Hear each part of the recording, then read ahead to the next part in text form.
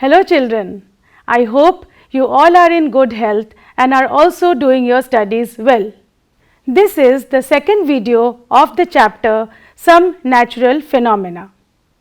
In the previous video of this chapter, we have learnt about charges.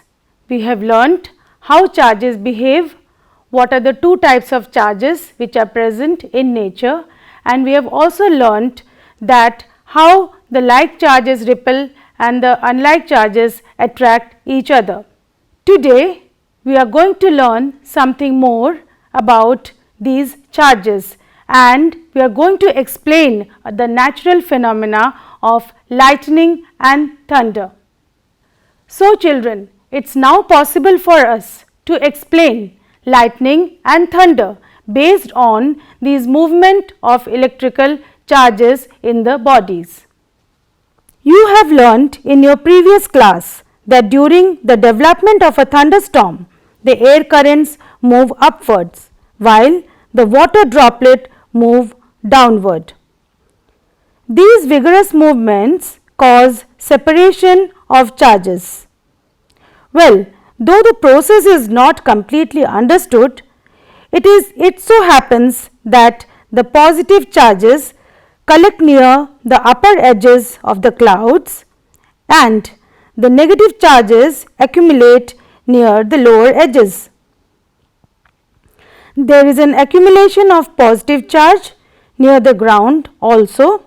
When the magnitude of accumulated charges becomes very large, the air, which is normally a poor conductor of electricity, is no longer able to resist the flow and the positive charges meet, producing streaks of bright light and sound, which we see as lightning. So, lightning is nothing but the process of electrical discharge. This process of electrical discharge can occur between two clouds or clouds and the earth.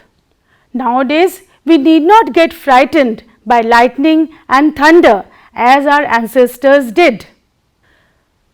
This lightning and thunder is associated with a large amount of release of heat and light.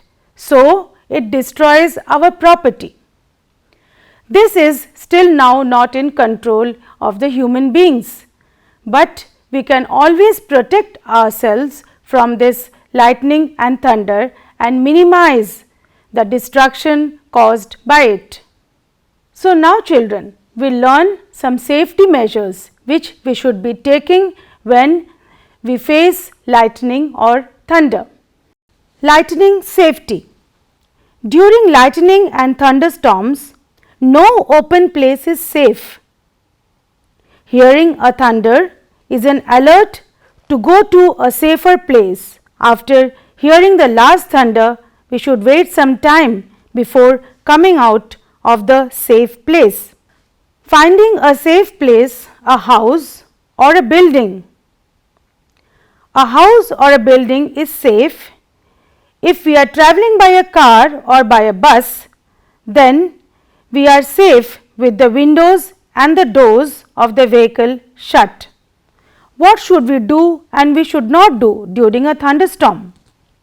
During a thunderstorm, it is never advisable to remain in an outside or an open place or open motor vehicles like motorbike or tractors. Even shelters in parks, elevated places are also not safe during lightning strokes, and carrying an umbrella is not at all a good idea. If we are in a forest, we should take shelter under shorter trees. We should avoid the big and the taller trees. If there is no shelter available and we are in an open field, we should stay away from all trees and poles or other metal objects. We should not lie on the ground. Instead, we should squat low on the ground or place our hands on the knees with head between the hands, and because This position makes us the smallest target to be struck, as you can see in this picture. And what if you are inside the house? Inside the house, lightning can strike telephone cords, electrical wires and metal pipes during a thunderstorm. So, contact with these things should be avoided.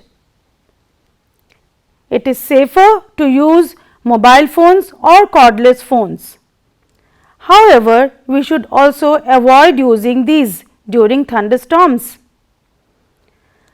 But it is never advisable to call up a person with a wired phone.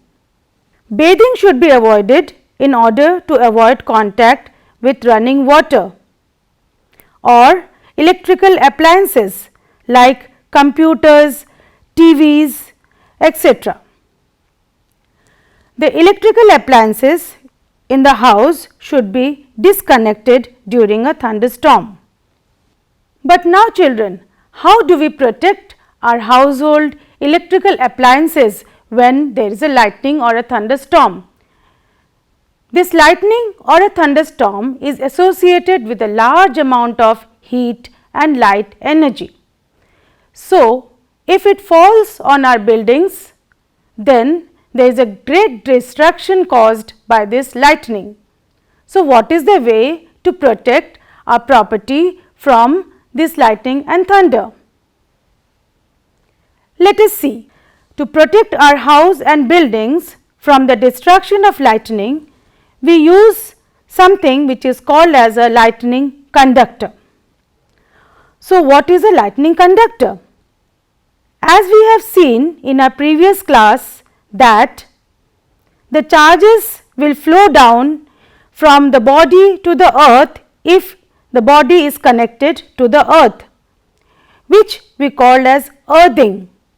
The same principle is used for carrying the large number of charges which fall on the buildings during lightning or thunder.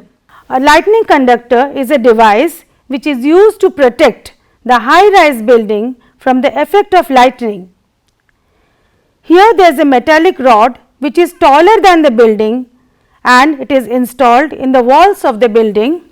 During the construction, one end of the rod is kept out in the air, but it is deep in the ground on the other end.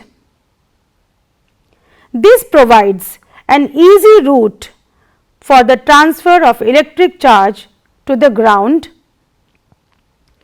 As the metals columns which are used during the construction of electrical wires and water pipes in buildings also protect us to a certain extent.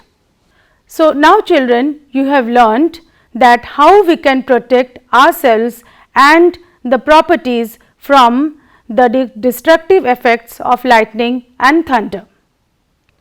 Next, we shall discuss about another natural phenomena which is earthquake. You all must have heard about earthquake and its great destruction. Earthquakes can also not be predicted very early.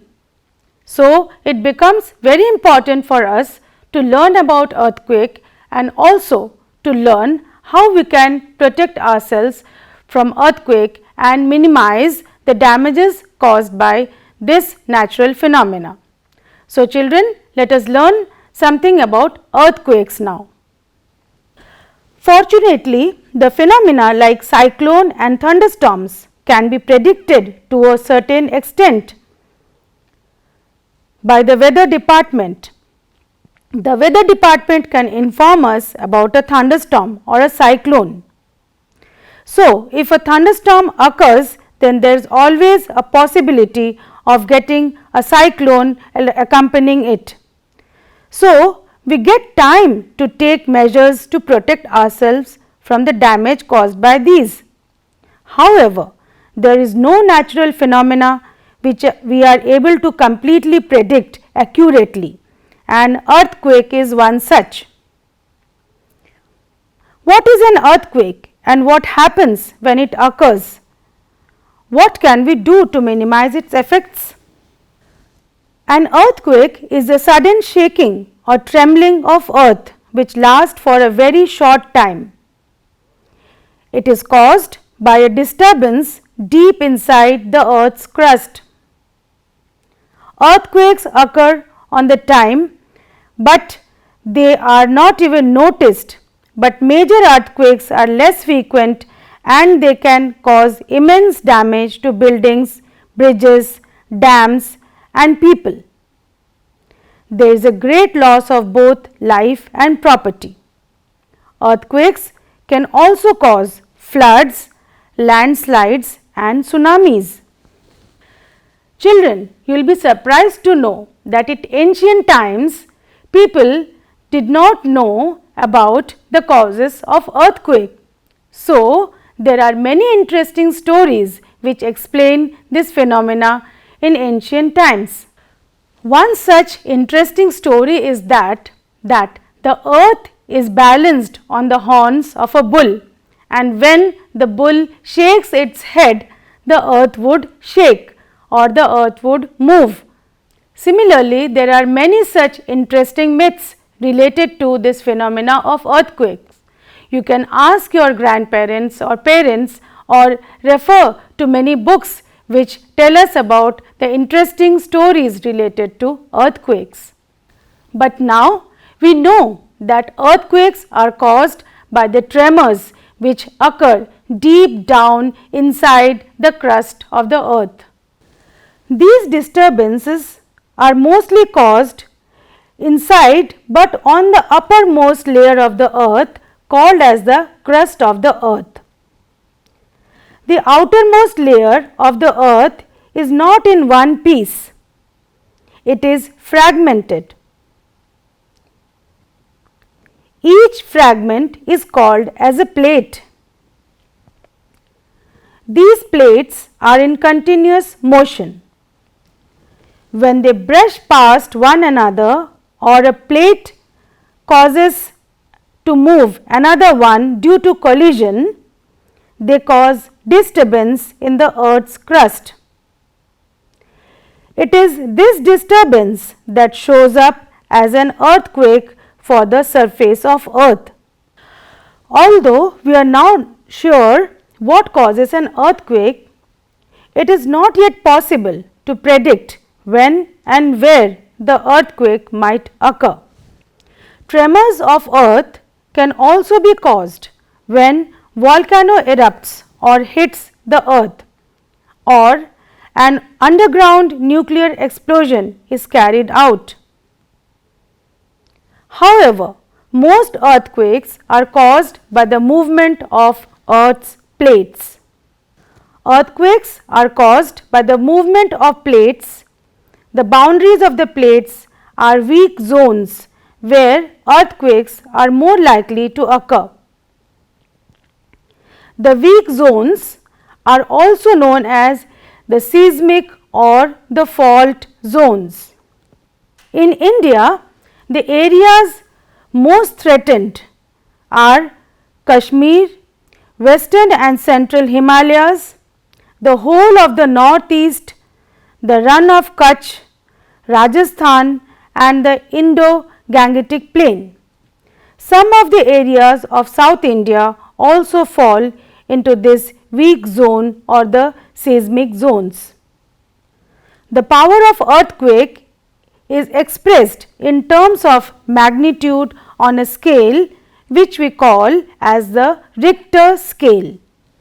Really destructive earthquakes have magnitudes of higher than 7 on the Richter scale.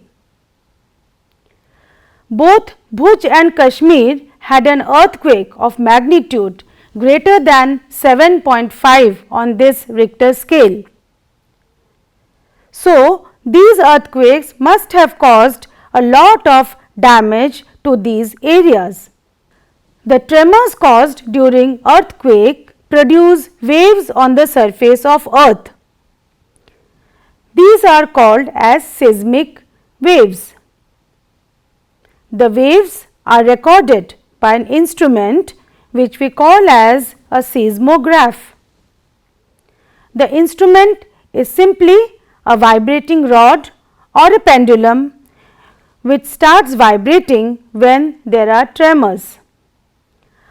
A pen is attached to the vibrating system. The pen records these big waves on a paper which is moving under it. By studying these waves, scientists can construct a complete map of the earthquake, and they also estimate its powers to cause the destruction, and hence precautions to take protection. As earthquake cannot be predicted and it occurs all of a sudden, it becomes very important for us to know what we should do when there is a sudden earthquake. So, now let us discuss about some precautionary measures which can be taken. At first, people living in seismic zones where the earthquakes are most likely to occur have to be specially prepared. First of all, the buildings or the houses in these zones should be designed that they can withstand a major tremor. The modern building technologies has made it very much possible to construct buildings which are even safe during the earthquakes.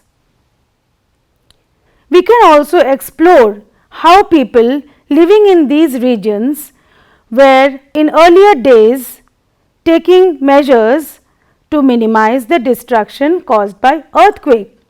What kind of houses are built in such regions?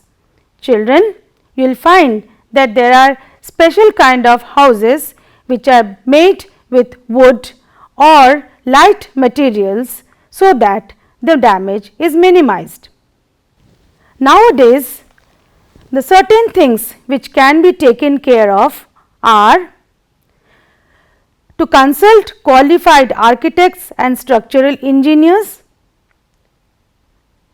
In highly seismic areas, use of mud or timber is better than using heavy construction materials. Roofs should be as light as possible, and it is better if the cupboards and the shelves are fixed to walls so that they do not fall easily. One should be careful where the objects are hung on the walls like photo frames, water heaters, etc., so that they do not fall on people during earthquake. It is necessary that all buildings, especially the tall ones, have firefighting equipments in working order, as there are possibilities of the buildings catching fire during earthquakes. Now, what precautions should be taken when you are at home or inside a building or at office or in school? At home, take shelter under a table and stay there till the shaking stops. Stay away from tall and heavy objects that might fall on you. If you are in bed, do not get up. Protect your head with a pillow. If you are outdoors, find the clear spot away from the buildings, trees and overhead power lines. If you are in a car or in a bus, do not come out. Ask the driver to drive slowly to a clear spot, and do not come out from the car or the bus till the tremors stop. So, children, today you have learnt about two very interesting and very important natural phenomena. That is, you have learnt about lightning and thunder and about earthquakes. So, let us summarize what we have learned today. Today we learned that the process of electric discharge between clouds and the earth or between different clouds cause lightning. Lightning strikes could destroy life and property. Lightning conductors can protect buildings from the effects of lightning. And about earthquakes, we learned that earthquake is caused by a disturbance deep inside the earth's crust. It is not possible to predict the occurrence of earthquakes. Earthquakes tend to occur at the boundaries of earth plate. These boundaries are known as fault zones. Destructive energy of an earthquake is measured on a scale called as Richter scale. Earthquakes measuring 7 or more on Richter scale cause severe damage to life and property. It is very important for us to know that what necessary precautions we should take ourselves to protect from earthquakes and thunderstorms. Children, these natural phenomena keep on occurring now and then.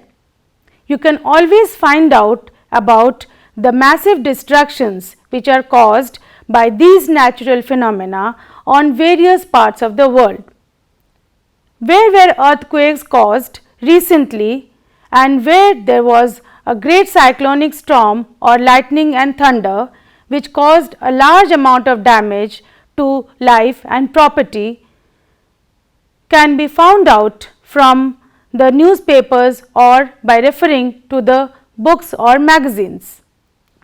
So, children can take this as an activity to find out and learn more about how earthquakes have caused a lot of damages to our civilizations, and even now how the life and property gets affected when there is an earthquake.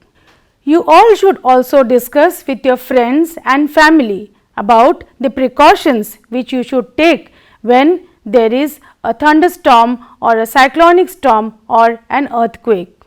I hope you all found this lesson very interesting and very important. So, that is all we have for today's session. Until then, keep learning, keep studying and take care of your health. Thank you.